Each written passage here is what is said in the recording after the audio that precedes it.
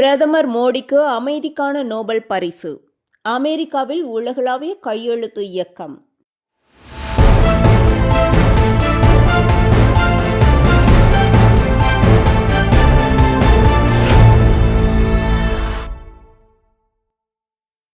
அந்த பிரைஸ் நம்ம இந்தியா பே பண்ணோம்.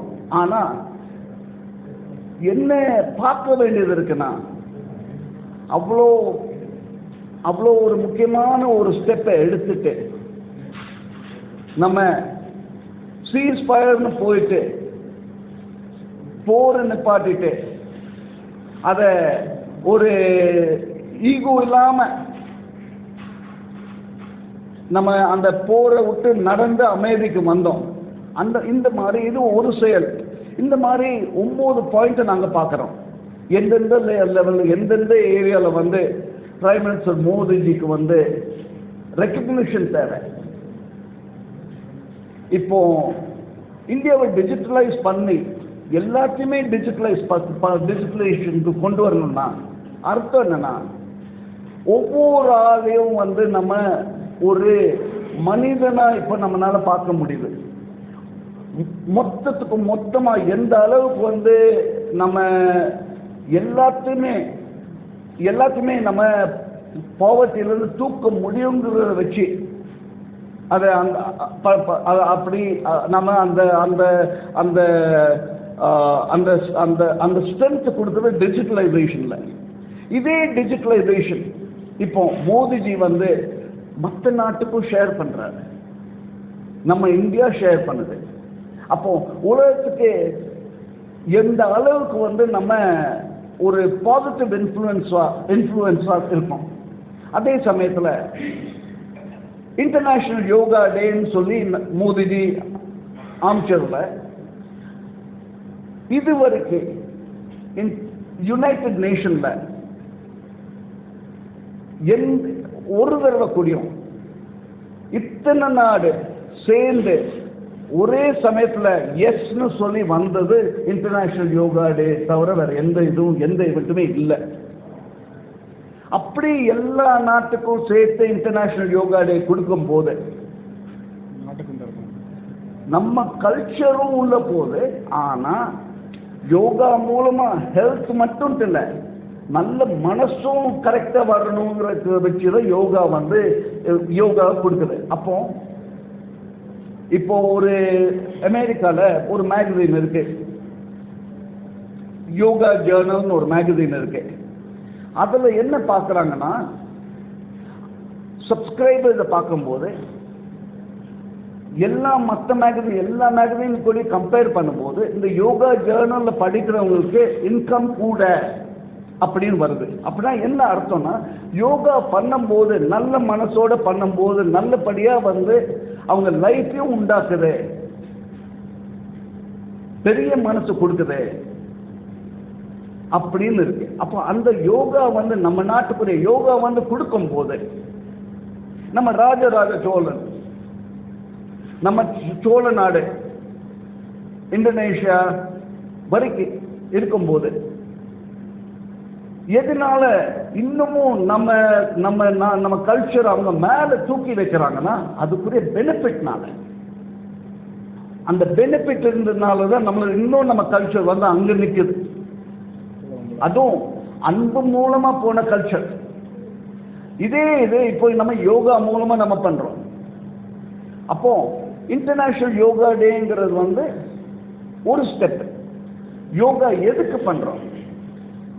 நம்ம கான்சியஸ்னஸ் கூட்டுருக்கு, நம்ம கான்சியஸ்னஸ் எக்ஸ்பேண்ட் பண்றதுக்கு. அப்போ டெக்ளரேஷன் ஆஃப் கான்சியஸ்னஸ்ங்கிறது இன்டர்நேஷனல் யோகாக்கு அடுத்த ஸ்டெப். டெக்ளரேஷன் ஆஃப் கான்சியஸ்னஸ்ங்கிறது இப்போ அமெரிக்கால டெக்ளரேஷன் ஆஃப் இண்டிபெண்டன்ஸ் இருக்கு. That is freedom for a nation. Declaration of கான்சியஸ்னஸ்ங்கிறது இன்ட்ரின்சிக் இன்ஹெரண்ட் ரைட் எல்லா மக்களுக்கும் உலகம் முழுவதும். இதுதான் டெக்ளரேஷன் ஆஃப் கான்சியஸ்னஸ். இதுல நம்ம நோபல் பீஸ் பிரைஸ் சொல்லும் போது பீஸ்ங்கிற வார்த்தை கான்சியஸ்னஸ்னால தான் நடக்கும், வரும், இருக்கும். கான்சியஸ்னஸ் இல்லைன்னா அந்த வார்த்தை பீஸுக்கே இடமே கிடையாது.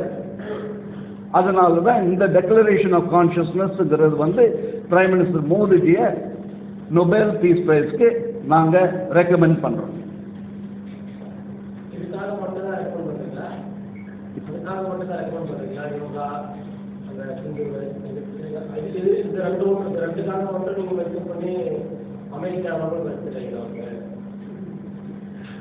இப்போ நமக்கு ஒரு 9 பாயிண்ட் இருக்குங்க டெக்ளரேஷன் ஆஃப் கான்ஷியஸ்னஸில். அந்த பாயிண்ட் வேணால் நான் எடுத்து சொல்கிறேன். இதில் நமக்கு வந்து நிறைய ஏரியாஸ் இருக்குது. மொத்தம் 9 பாயிண்ட்ஸ் இருக்குது. அந்த 9 பாயிண்ட்டு வந்து நாங்கள் டீட்டெயில் பண்ணி ஒரு சோர்ஸ் சைட்டேஷன் கொடுத்துருக்கோம் இந்த டீட்டெயிலில். 4 பாயிண்ட்ஸ் வந்து ஆராய்ச்சி பண்ணி அதை பார்த்து அந்த ஒவ்வொரு விஷயத்தை அவர் செஞ்ச விஷயத்தை ஆராய்ச்சி பண்ண பிறகு தான் இது கூட முடிவுகளை நாங்கள் எடுத்துக்கிறோம். நான் இப்போ சொன்னது ஒரு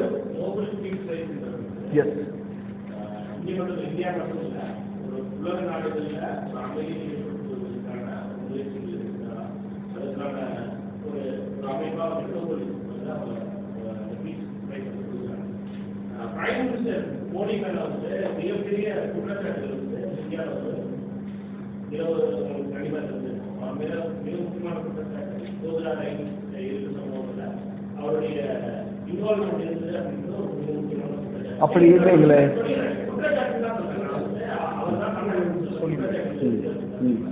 இரண்டாவது, இன்னைக்கு அவர் தலைமையிலான இருக்கக்கூடிய பிஜேபி வந்து பல்வேறு மாநிலங்களுக்கு தமிழ்நாடு மட்டுங்க அவங்க ஆளக்கூடிய நாட்டில் இருக்கக்கூடிய பெரும்பாலான மாநிலங்களில் ரிலீஜியஸ் சார்ந்த விஷயங்கள்ல மதம் சார்ந்த விஷயங்கள்ல அவங்க வந்து பாகுபாடு காட்டாங்க அப்படிங்கிற மாதிரியான குற்றச்சாட்டு. இன்னொன்று அங்க இருக்கக்கூடிய மைனாரிட்டி பீப்புள்ஸ் வந்து இன்னும் வயசு அப்படின்ற மாதிரியான விமர்சனங்கள் தொடர்ச்சியாக முன்வைத்து நீங்க எந்த அடிப்படையில் வந்து அவருக்கு மோதல் சிகிச்சை கொடுக்கணும் அப்படின்றது இந்த மாதிரியான குற்றச்சாட்டுகள் உட்படுவீங்க. உங்களுடைய அமைப்பு சார்பில் ஒரு கிரைட்டீரியா வந்து உங்களுக்கு இதை வந்து ரிசர்ச் பண்ணி தான் வந்து அவர் கொடுக்கணும்னு இந்த மாதிரியான விமர்சனங்களும் அவர் மீது வைக்கப்படுது. அதை வந்து நீங்க ஆராய்க்கலாம். இப்போ யோசனை பண்ணி பாருங்க. நீங்க குற்றச்சாட்டு சொல்றீங்க, இதெல்லாம் கோர்ட் மூலமாக தானே வந்துச்சு. அடித்தடி வழியே வரலையே, கோர்ட் மூலமாக தானே ரிசால்வ் பண்ணோம். அதே மாதிரி இன்னைக்கு ராம் மந்திருங்கிறது கோர்ட் மூலமாக தான் வந்துச்சு. ஆனால் ஆரம்பத்தை பாருங்க எந்த அளவுக்கு வயலண்ட்டாக போயிருந்துச்சுன்னு. மற்ற நாடுனா இந்த மாதிரி கோர்ட் வழியாக பண்ணியிருக்க முடியுமா?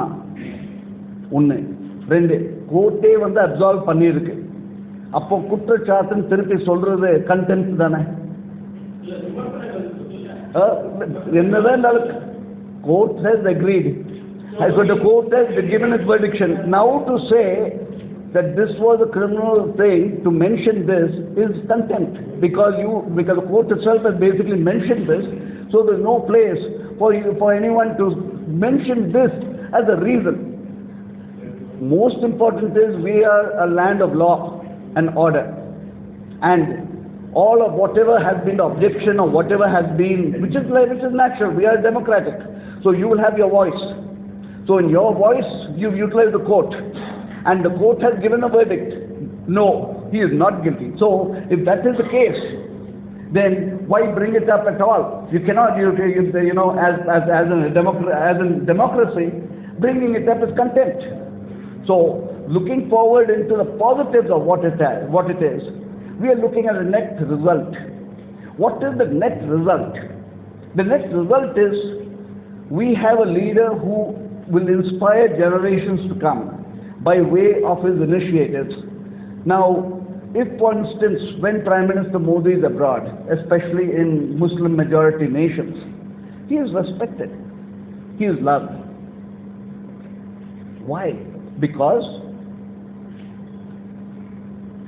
from the depth of everything else, he has been a leader of coexistence. Now, India has been that of coexistence. It's only now that when we take out where we are strong, like yoga, where we are strong, like a digitalized economy, our software power, our intelligence, now it's coming out to shine in the world. Creating that space for this is what we would want to appreciate. Thank you.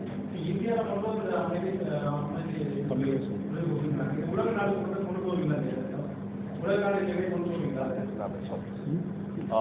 S, உலக நாடுகளுக்கு கொண்டு போகிறதுக்காக தான் வந்து எப்போவுமே Nobel piece ப்ரைஸ்ன்றது உங்களுக்கு தெரிஞ்சிருக்கும். அது வந்து அவங்களுடைய ஜூரி தான் வந்து செலக்ட் பண்ணுவாங்க. வேற எந்த ரெக்கமெண்டேஷன்ஸும் அதில் என்டோர்ஸ் பண்ணவே முடியாது.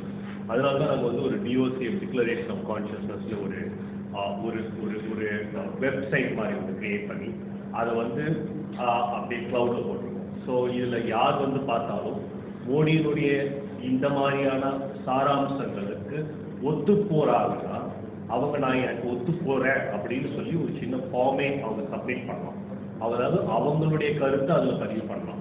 இந்த மாதிரி கருத்து பதிவுகளை மொத்தமாக கலெக்ட் பண்ணி ஓகே அதை வந்து நாங்கள் பப்ளிஷ் பண்ண போகிறோம்.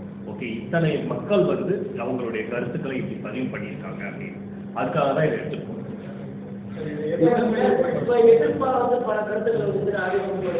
கண்டிப்பா அப்படிதான் இந்த சைட்டே இருக்கு. அதாவது எதிர்ப்பு வந்து எல்லா பத்திலையும் கிடையாது. இல்லை நீங்க எவ்வளவு பேர் எதிர்பார்க்கணும்னு எப்படி சொல்ல முடியும்? இப்போ ஒரு இடத்துல இருக்கணும், ஒரு 10 பேர்ல 10 பேர்ல 2 பேர் தானே இருக்காங்க. அப்ப 8% அது பாஸ் தானே வரும். அப்ப நம்ம எல்லாத்தையும் அது சொல்ல முடியாதுல்ல. Correct sir. அதனாலதான் சொல்றேன், இந்தியான்றது மட்டும் இல்லாம குளோபலைஸ்டா எடுத்துக்கணும். இந்த என்ஆர்ஐஸ் இருக்காங்க யூஎஸ்ல, வெஸ்டர்ன் கண்ட்ரீஸ்ல இருக்கிறவங்க, இவங்க எல்லாருக்குமே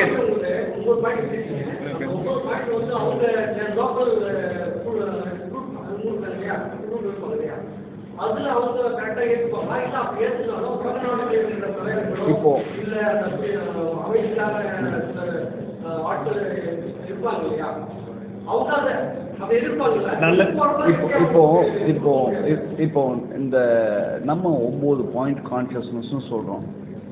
இந்த கான்ஷியஸ்னஸ்னு சொல்றதை பொறுத்தளவில்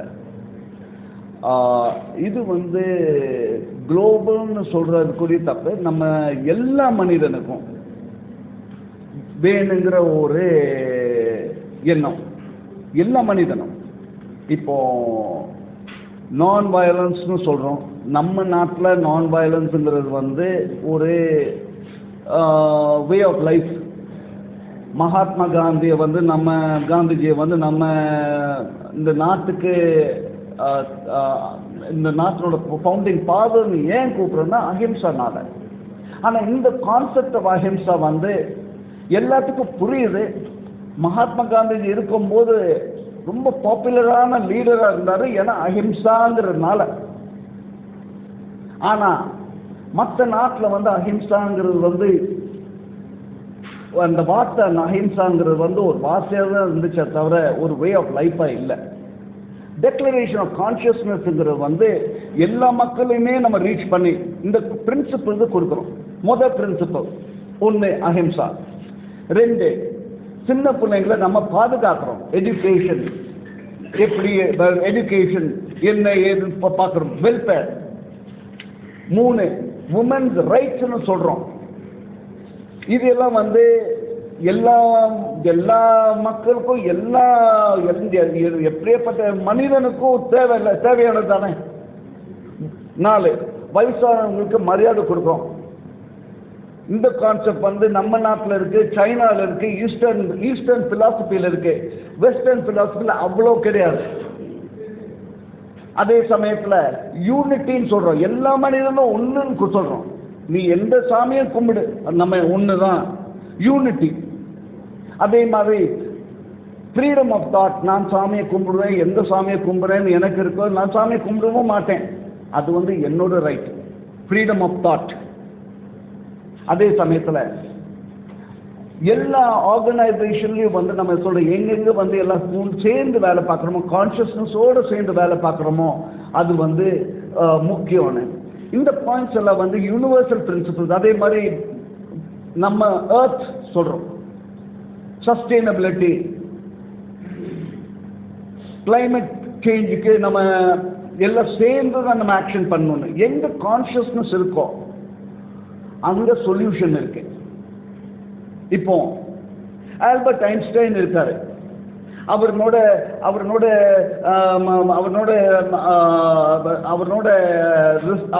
இன்சைட்டும் உள்ள ரிசர்ச் பேப்பரும் பார்த்தீங்கன்னா உயர்ந்த லெவல்ல இருந்து யோசிக்கிறாரு. அந்த உயர்ந்த லெவல்ல இருந்து யோசிக்கிற மனசு எல்லாத்துக்கும் அந்த கெப்பாசிட்டி இருக்கு, கான்சியஸ்னஸ்ல இருக்கு. இது வந்து நம்ம நாட்டுக்குரிய ஒரு சொல்லிக் கொடுக்க வேண்டிய பண்பாடு. எல்லாத்துக்கும் அந்த கெப்பாசிட்டி இருக்கு, பொட்டன்ஷியல் இருக்கு. இதுதான் டெக்ளரேஷன் ஆஃப் கான்சியஸ்னஸ்.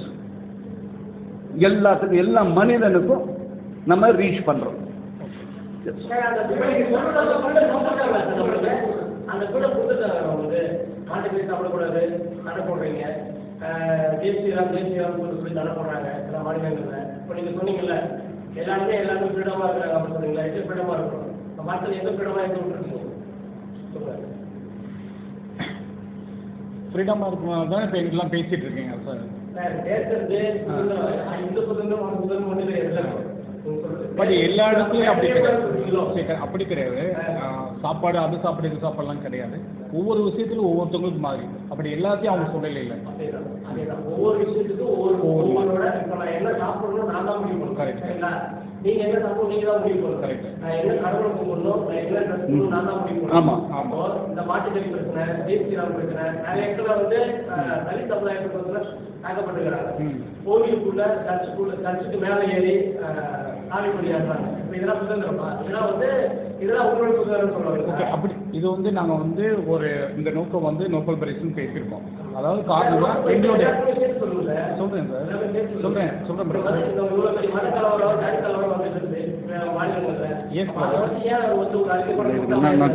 ஓகே. இப்போ இந்த நீங்க சொல்றது எல்லாம் வந்து பாயிண்ட் ஆஃப் கான்ஃப்ளிக்ட்னா என்ன சொல்றீங்கன்னா,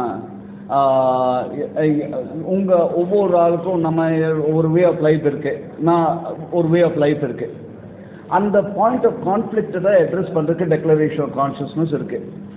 எப்படி சொல்கிறோன்னா, இப்போ ஒரு நம்ம சேர்ந்து வாழணும்னா அப்போ சில பிரின்சிபல்ஸ் இருக்கு. இப்போ நமக்குள்ள ஒரு சண்டை வருது, ஒரே ஏரியா வயலன்ஸ் கொண்டு போனா அப்போ பிரச்சனை தான் வரும், வேற வழி இல்லை. அதே சமயத்தில் ஃப்ரீடம் ஆஃப் தாட் இருக்கு. நீங்க சாமியை கும்பிடுறீங்க, ஒருத்தவங்க சாமியை கும்பிடல, உங்களுக்குள்ள வந்து ஏன் கிளாஷ் இருக்கணும்? கிளாஷே இருக்கக்கூடாது. அதுதான் சொல்றோம், கான்சியஸ்னஸ் சொல்றோம். அப்ப நாங்க சொல்றது இது, இந்த இதுல வந்து சொல்யூஷன் சொல்றோம். இப்ப பிரைம் மினிஸ்டர் மோடிஜியை எடுத்து பார்க்கும்போது, நாங்க அந்த 9 பாயிண்ட்டை பார்க்கும்போது, இந்த 9 பாயிண்ட் வேற வேற லெவல்ல வந்து ஒவ்வொரு லெவலும் யூனிக்கா போகுது. ஒவ்வொரு பாயிண்ட்டுக்கும் ஒரு ரெக்கக்னிஷன் இருக்கு. அதை வச்சு நாங்க சொல்றோம். சரியா? நம்ம இங்க வந்த காரணம் வந்து நாங்க எந்த பாலிடிக்ஸ்க்காக வேண்டி இல்லை, இந்த கட்சியோ அந்த கட்சியோ இல்லை. நாங்க ஒன்னே ஒண்ணுதான் சொல்றோம், இன்னைக்கு ஒரு இந்தியனா இருக்கணும்னா நம்ம வெளிநாட்டில் இருக்கும்போது நமக்கு ஒரு பெருமை, இந்தியன் நானுங்கிறது ஒரு பெருமை. அது வந்து மோடிஜினால. அதே சமயத்தில் மோடிஜியை பார்த்து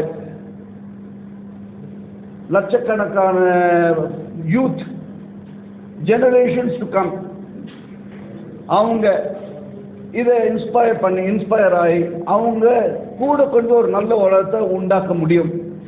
இப்போ இந்த கான்சியஸ்னஸை வச்சு அதை சொல்றது வந்து அவர் சிஎம்ஆ இருக்கும்போது குஜராத்ல கோக்ராஜ் கலவரம், அவர் பிரதமராக இருக்கும்போது மணிப்பூர்ல கலவரம், பெரிய கலவரம். ஸோ அவர் இப்போ இந்தியா வந்து இந்தியாவுக்கு பிரதமராக இருக்கும்போது அங்கங்க சின்ன சின்ன பிரச்சனைகள், பெரிய பெரிய கலவரங்கள் நடக்குது. இப்படியாப்பட்ட ஒரு சூழ்நிலையில அவருக்கு அமைதிக்கான நோக்கம் பரிசு கொடுக்கறதுக்கான வாய்ப்புகள் இருந்தா? இதுதான் கொஞ்சம் முந்தி பேசணுங்க. இப்போ நீங்கள் குஜராத்னு சொல்கிறீங்க, இது வந்து இது வந்து கோர்ட் மூலமாக நம்ம இது வந்து ஆர்கியூ பண்ணி வந்துச்சு, கோர்ட் மூலமாக தீர்ப்பு வந்துச்சு. அப்போ கோர்ட் மூலமாக என்ன வந்துச்சு தீர்ப்பில்? இந்த மாதிரி மோடிஜி இஸ் நாட் கில்ட்டின்னு வந்துச்சு.